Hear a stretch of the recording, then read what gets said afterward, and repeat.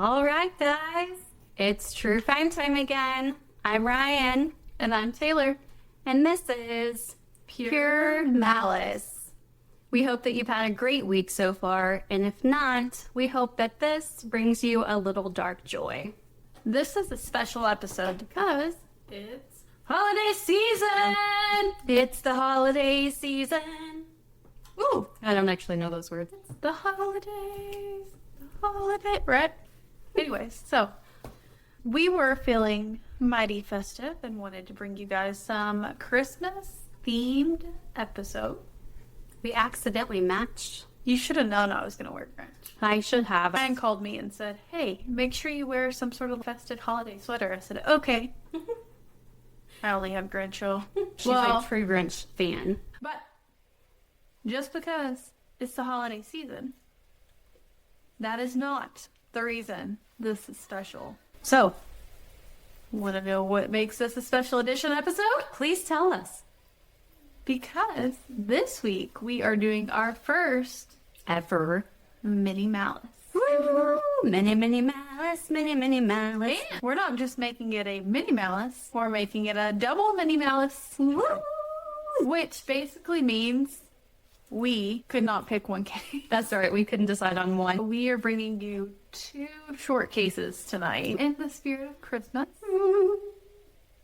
the giving season, we decided to give you both of them. Oh, yay. They're both on the shorter side, so you get 2. That's right. So Merry Christmas, y'all. Merry Christmas. Merry Christmas. Festive holidays. Merry Christmas. Merry Christmas. And happy holidays. We genuinely love NC. Yeah, it just happened. Now, while this episode is Christmas themed, we want to go ahead and warn you that these cases are very disturbing. One of them is extremely graphic. Please keep that in mind. Yes. We never said we were going to cut out the malice. That's right. Still Pure Malice. Just mini. And before we get started, just a quick reminder that if you like the show and you want us to keep giving you more, please make sure to follow us on Spotify and help us grow. You can also follow us on our Facebook, Instagram, or TikTok pages. Hold on, wait. We have a TikTok? Can you tell who keeps up with the social media pages? Me. Yes, we do have a TikTok page. We also have our YouTube channel. Go and subscribe. Sharing is caring, and it is the season. So send our episodes to anyone that you think would enjoy the show. And I want you all to know, I knew we had a YouTube channel. Help us grow. We also wanted to remind you that while we bring humor and personality to our show, we also maintain the utmost respect for the victims and their families. True crime is real life, and behind every case are real people who deserve dignity and to be remembered. That's right. Great reminder. All right. So the first case that we are going to be covering is the murder of Silvestri Diaz Hernandez. It's a gruesome and heinous crime, so prepare yourselves ahead of time. This happened in Chicago on December 24th of 2013. So Christmas Eve, which is obviously meant to be a happy time with your family, with your friends, merry and bright. So Alexis Valdez was 18 years old, and he had moved in with his aunt, who, by the way, is not named anywhere. Her name is not mentioned, and I'm sure that it is for her own protection. But he moved in with her and her boyfriend, 41-year-old Silvestri Diaz Hernandez, just 6 months prior to this taking place. So they shared an apartment together, and Alexis was allowed to live there under the stipulations that he went to school, he worked, and maintained a job to help contribute to living expenses. And they didn't have like a set rent that they were asking for him to pay. They just wanted him to contribute. They shared an apartment together, and Alexis was allowed to live there under the stipulations that he went to school, he worked, and maintained a job to help contribute to the living expenses. So just normal things. You know, he wasn't asked to pay like a set amount. He just needed to contribute to help with the living expenses. Which, I mean, I don't feel like that's like too much. Definitely not unreasonable. Not for like 18 living technically outside of your house. And I know some people may feel like that was asking a lot, but for not living in like your parents' home, I can see how that's feasible, especially if they weren't asking for this outstanding amount. Yeah, I think it was a reasonable request from them, you know? Yeah. And the thing was, he knew the expectations when he moved in. But apparently, shortly after he moved in, it seemed that he didn't care about the original agreement that they had. So he quit his job and stopped working completely, expecting his aunt and her boyfriend to not say anything about it, to just kind of let it slide and ultimately let him get a free ride. But to his surprise, his aunt and her boyfriend were like, listen, this wasn't our agreement, and therefore you've got to go. You have to find somewhere else to live because you already are not holding up your end of the bargain. So they basically said, like, we asked just a few things of you that would honestly be expected of you anywhere else that you live. So right off the bat, this pissed him off. It made him mad. He just could not believe that they were really kicking him out. And guys, he really does. He comes off just very entitled and fully expected the situation to go a different way than it did. That's unfortunate. It is. It's extremely unfortunate. I feel like we're really about to find out how unfortunate it is. So tell me, Ryan, how unfortunate was this? Unbelievably. So on Christmas Eve of 2013, he reached a boiling point with his rage of having to be an adult and be responsible for himself. His aunt went out to a holiday party, and while she was gone, he started drinking heavily. So Hernandez comes home, which is the aunt's boyfriend, and he sees that Alexis has drank all of the beer in the home and can clearly see that he is pretty intoxicated. And he's like, man, really? Like, come on. You know, just kind of like, why? Why did you do that? So he left to go and run to the store to get more beer, and Alexis said that he wanted to go. So the two of them together left to go and get more alcohol. Before they left for this errand, Alexis hid a hammer next to the entry door of their apartment. Why? Why, you ask? Why was this, Ryan? We're about to find out. So as soon as they return to the apartment, Alexis suddenly grabs the hammer and violently smashes Silvestri's head in several times with it. He bludgeoned him until he was dead, and after making sure that he had beaten him to death with a hammer, he then started to dismember his body. Wow. Yeah. Guys, PSA, drinking is never the answer. Doesn't solve anything. Makes things worse. If you feel like you have a problem, we'll put some resources in the show notes. We sure can. So basically he went from 0 to 100 real quick. So he did something that I feel like happens in a lot of cases where some sicko dismembers others, and that is that he played super loud music to help conceal the noises during this dismemberment. He also covered all of the windows up so that he could work slowly and methodically. He used a butcher knife and a saw to remove Hernandez's ears, nose, and lips. So he went for like the little tiny details here. Wow. Yes. And usually dismemberment, you know, I mean, it's strictly just the different sections of the body. So limbs, torso, head. Well, that's what I thought when you originally said dismemberment. I was like, okay, we got an arm here. Or like maybe to make it easier to conceal the body, because that's the normal, right? Like they're trying to hide something. Maybe it's too heavy, so it's easier. Right. Oh, wait, can I guess? Hear no evil, see no evil, smell no evil? Well, that was a great thought, but wrong. Oh, okay. Well, yeah, the smell thing got me. Yeah, I mean, I assume That's you the just one. kind of pull it out of your pocket there, but... I did. I was like, oh, no, it doesn't fit. I tried. So he then went on to use his bare hands to pluck both of his eyeballs out before cutting off his head, removing his arms and gutting him from growing to sternum. Seriously, this is going to be one of the most gruesome and brutal dismemberment cases out there. He literally gutted him the same way that you would a deer, you know? Horrifying. Mm-hmm. So this is the part. Okay. He then placed Silvestri's head, ears, and nose on his aunt's bed because he said he wanted to, quote, leave her a Christmas present. What a Christmas present I want. I don't know who would, you know? So once he became tired, because obviously dismembering someone takes a lot of effort, strength. I mean, it's work, you know? Well, on top of that, he was intoxicated. He was highly intoxicated. And he beat somebody to death beforehand. All the things. So... Was it NAPA? Kind of. Oof. He decided, since he was tired from all of this work, to, in his own words, call 911 at this point. So it's now around 2:01 a.m. on Christmas Day. Yeah. He calls 911 and he says that he would like to report a dead body.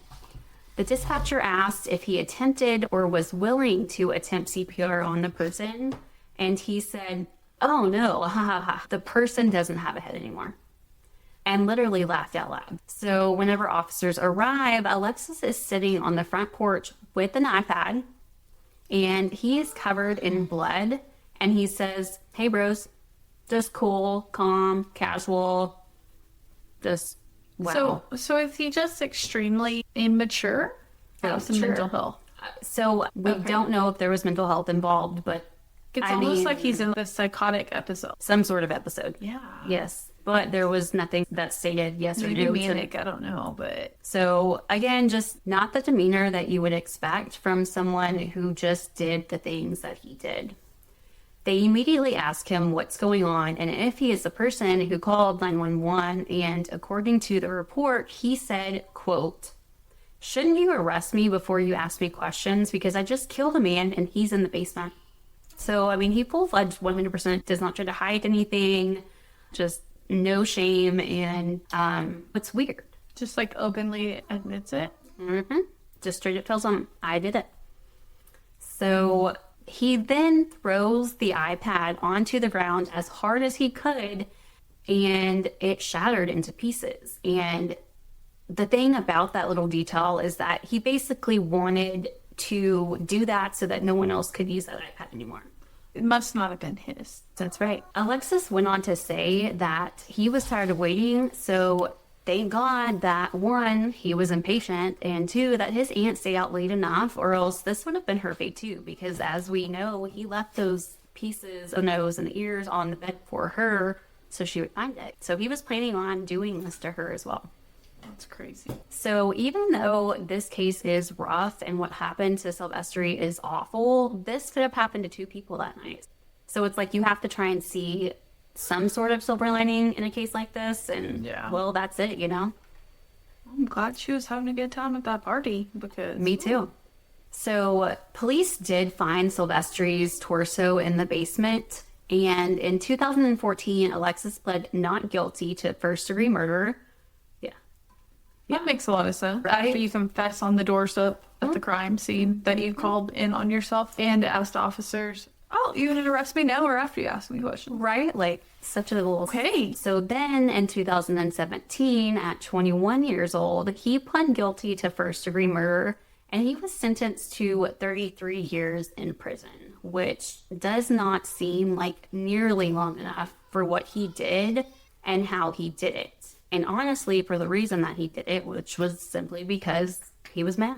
Yeah. I feel strongly that for the crime that he committed, and especially because of how he did it, he should have gotten life in prison at the very least. Is it not considered premeditated in this case if he put the, like, alcohol's involved, so it could have been on a whim, right? But my thought behind that is... he purposely placed a hammer with intentions of harming one of those two individuals, whoever came through the door first, right? Yeah, you're right about all of that. And so the reason that he did not get the death penalty is because in the state of Illinois, As of like mid 2011, they no longer had the death penalty in that state. Gotcha. I personally also feel like there should be some sort of added sentence to any case that includes dismemberment, but that's just me. Yeah. You know?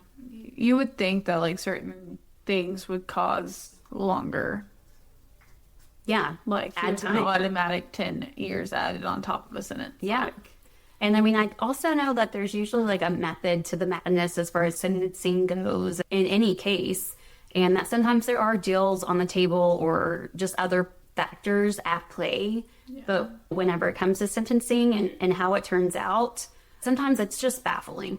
Yeah, I think it's one of those things I understand, especially when you're trying to protect other family members from having to relive scenarios or testify in court and all the things. But like in these cases where there were not others to be included, I feel like there's lots of questions like why only this long? Yeah, that would be something that would be interesting to try and figure out. Yeah, it would. And I think the other thing is like states, right? Like harshness in the states. You got to think about all the things that play into that. Yeah, you do. Whether it's politics or something like the community is pushing, just different things. Yeah, definitely. There's plenty of things that are in play in every case. Sad. It is very sad. So yeah, you just can never really predict what the sentencing is actually going to be for any given crime. Yeah. So Silvestri's brother did set up a GoFundMe at the time to pay for his funeral because he did not have life insurance. And Silvestri had lost the mother of his children and was working to provide for them at the time of his death. And now these poor children are altogether parentless thanks to this very ungrateful and entitled 18-year-old, you know? Mm-hmm. His daughter, Selena Diaz, who was 17 at the time, told the Sun-Times, quote, "My father was a good person. He never did anything to anyone. He was a good father. He did what he could for me and my brother. He did his best to provide for us after me and my brother lost our mother." So Alexis is now spending 33 years in jail, given he serves his full sentence. So that concludes that case, the first Christmas Eve murder. So, I'm Hannah. I've lost 75 pounds in 20 months with GLP-1s, plus diet and exercise. On Ro, I've gone from struggling to run a mile to running farther every day. You can access FDA-approved GLP-1s online. Get the support you need to reach your weight loss goals. Go to ro.co/weight to see if you qualify. I'm a paid Ro partner. 20% average weight loss in 1 year in non-diabetics with obesity or overweight with a weight-related medical condition versus 3.1% in placebo arm. RX only. To stay informed about serious side effects, go to ro.co/safety. I'm Hannah. I've lost 75 pounds in 20 months with GLP-1s, plus diet and exercise. On Ro, I've gone from struggling to run a mile to running farther every day. You can access FDA-approved GLP-1s online. Get the support you need to reach your weight loss goals. Go to ro.co/weight to see if you qualify. I'm a paid Ro partner. 20% average weight loss in 1 year in non-diabetics with obesity or overweight with a weight-related medical condition versus 3.1% in placebo arm. RX only. To stay informed about serious side effects, go to ro.co/safety. The GLP-1 pill you've been waiting for is now on Ro. Yep, it's finally here. With the same clinically proven ingredient. Now in a pill. And now on Ro. It's the first FDA-approved GLP-1 pill for weight loss. At the lowest price available. That's one daily GLP-1 pill for big results. Now on Ro. Go to ro.co/listen to see if you qualify. RX only. Go to ro.co/safety for serious side effects and boxed warning associated with GLP-1s.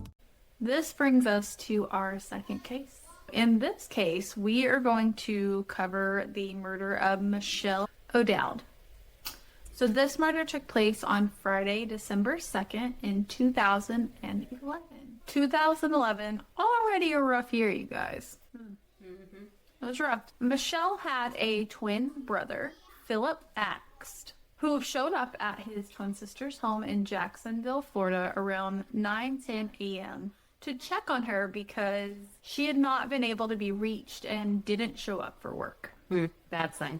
So what he ended up finding upon his arrival was that his twin sister was murdered in a very horrific way. I couldn't imagine having to be the person who walked in and found your own sibling murdered. I could never get past that. No. Especially a twin, because like the twin bond, that's a real thing. Definitely different kind of bond. There's a lot of research. Like, we have a set of cousins that are twins. Yep. Rough. I don't even have words. I couldn't imagine that. Me either.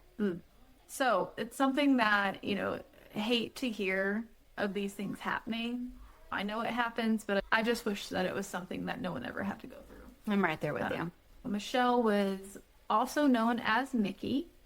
She had a ton of nieces and nephews, and they all called her Auntie Mickey. Aww. I wonder if they sang her, "Oh, Mickey, you're so fine. You're so fine, you're fun, hey, Mickey. Hey, Mickey. Oh, Mickey." I bet they did. I bet they did too. I'm just going to say it. So, Mickey was born on February 20th in 1944 in Glen Ridge, New Jersey. Her parents were Philip and Margaret Axt. Also, by the way, you guys, that is just a cool name. Right? Now, unfortunately, it goes with the theme of murder. It definitely does. Anyways, we found that she was a fraternal twin and was technically the younger of the two. She was described as intelligent, kind, loving, and people just had an array of good things to say about her. She earned her degree from Virginia Interment College and spent over 30 years as a lab technician and eventually became a lab supervisor at Good Samaritan Hospital in Suffern, New York. Good for her. Man, these names, like... Suffern. Suffern? Oh, okay, yeah, my bad. I'm so glad that just clicked. And we caught that on film. We did. Okay. You know that Ryan's on the same page as everybody else in this podcast. Took me a second. So, she had one child, a son named Philip, who passed away suddenly in 2003 at the age of 29. That's rough. When he passed away, this is when Michelle moved to Florida to be closer to her twin brother and additional family members. She previously had retired, but when she moved to Florida, she decided to go back to work and went to work for her twin brother, Philip, and became the head of accounts receivable and collections department at Audio Images International Incorporated. She was getting it. Yeah. So this company was something that her brother had partial ownership of. She had a dog named Max. I'm sorry. I'm really excited about that. She loves the Prince guys. We weren't kidding. Anyway. I'm so fucked about that name now. Please don't. Okay, back to it. So, this dog named Max, she adored him. As she should. So she was actually a huge animal lover all the way around. So when her twin brother, Philip, showed up to her home on December 2nd of 2011, he noticed that the front door was Open. wide open, which immediately set off Philip's alarm bells. So when he entered the house, he saw that inside had been completely ransacked. So he already very quickly was aware that this was clearly a bad situation. All of her things were sprawled all over the place. Furniture was turned over. It just looked like her home had been raided. So, although her home had been raided, her car was untouched. And silver lining, again for you, her dog was completely unharmed as well. Very happy to hear. Yes, thankfully. So, Philip went through the home about 3 times before he finally spotted his sister. He saw a foot sticking out beneath a massive pile of Christmas gifts. Oh, even worse. They were wrapped and intended for those nieces and nephews and grandchildren that we talked about. So sad. So he grabbed her by her ankle and said it was ice cold, and he just knew. So I don't know about y'all, but the details of finding her under a pile of wrapped presents intended for loved ones, that just is heartbreaking. It is. It makes it worse. So when he moved the gifts from on top of her, he found the battered body of his 67-year-old twin sister. So her face was covered in blood, and she had been covered by a towel. You know what that means. Yeah. If you know much of anything about crime, you know that typically when somebody is found with anything covering their face or body, more than likely they knew their killer. And Typically, on the killer side of things, that typically shows remorse. It does. Not that that makes this any better, but it truly goes into those dynamics of they knew what they were doing and who they were doing it to. It shows that they had some sort of care for their victim. Yeah. So nearby was a empty bottle of vodka, and of course Philip, knowing his sister, he knew that that was not hers, knew that she didn't drink the entire bottle of vodka. Mm-hmm. So right away he thought that that empty bottle of liquor had been placed there on purpose to throw people off and make it seem as if she'd been drunk, and that whatever happened. Because she was drunk. Mm-hmm. So it was later determined that she had been beaten, strangled, either late in the night of December 1st or in the early morning hours of December 2nd. So at this point, the only question remaining is, who did this? Who was responsible? Mm-hmm. Who would do this to a 67-year-old woman? You know, and that's something else I hate. I hate cases that involve any kind of Geriatric torture, any of that stuff to an elderly person. Yes. It just, I hate that. Why would you? I don't know. I have a really soft spot for geriatric people. You do? I actually have a certification in geriatrics, studies of aging. Anyways, so Michelle typically lived alone with her dog, Max, but she had recently been allowing a family friend to stay with her. This family friend was Patty Michelle White, who was from South Carolina, and she was around 40 years old. She had been the girlfriend of Michelle's nephew, so they knew each other and had known each other for years at this point. Now, Patty had just broken things off with Michelle's nephew, and Patty had moved to Orlando, Florida from South Carolina, and Michelle had allowed her to stay with her for a few months while she was getting back on her feet. So kind. So Patty seemed like a pretty unmotivated individual, just so you guys are aware. Michelle did certain things just to help her get back on her feet. She paid her to clean houses, babysit, just do odd jobs so that she had some sort of income to help her get her life back in order. I mean, as if letting her live rent-free wasn't enough. He also did those things. So Phil, Michelle's twin brother, told CBS News, quote, "She just couldn't keep a job. She just couldn't get her life together. Phil had even let her babysit his own grandchildren, sometimes because he said that she was a family friend and he trusted her." From what we were able to gather, it just looked like she was very flaky. You know, they didn't think that she was a bad person. In fact, they trusted her enough that Michelle would give Patty her debit card and PIN number to go get groceries and, you know, other items that they might need around the house. So that just kind of goes to show what type of relationship they had. She was in and out of Michelle's home off and on, basically falling back to, you know, living with her for free with no questions asked anytime Patty fell on hard times. That says a lot, too, about Michelle. Yeah. Literally no questions asked. Anytime she needed to, she would just let her move right back in. You're exactly right. Michelle, she was just a sweet and ingenuous person who really just wanted to help Patty. So when this happened, Patty had moved back to South Carolina and was not living with Michelle at this time.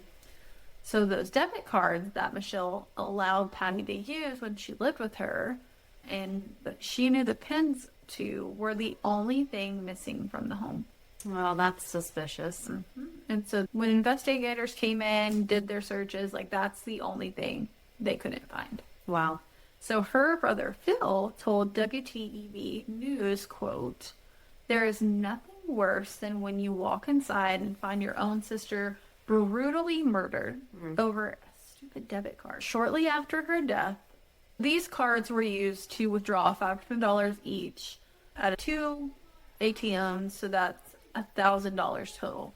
Oh my gosh. So they pulled video from the ATM machines, and although Patty wore a hat and attempted to conceal her identity, she was able to be identified by family members, and it was determined that that was indeed Patty who made the withdrawals using the debit cards that were the only thing missing from One Michelle's house.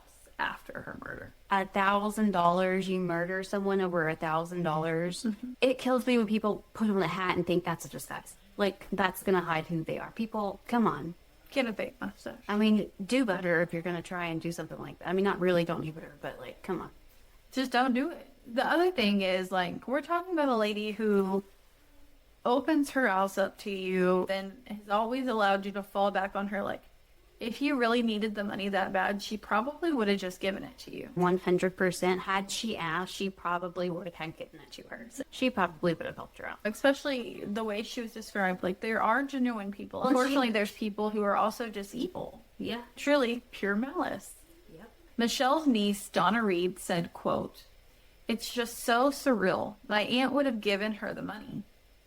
And that's what is so unfortunate about these events. Like, just a very sweet, generous woman who gave you a roof over your head, food to eat, job, trusted you with her family, treated you like family, loved you, just gave endless opportunities to her to improve herself and make a positive turn around in her life. She truly believed in Patty, and this is how she was repaid, taking her life over money. Sad. Just senseless thing to do. So Patty was on her way back to York, South Carolina, where her parents lived when she was pulled over around 3:30 p.m. on December 2nd. The same day. So when officers pulled her over, she was in the car with her mother and was brought back to the police station in York to be interviewed.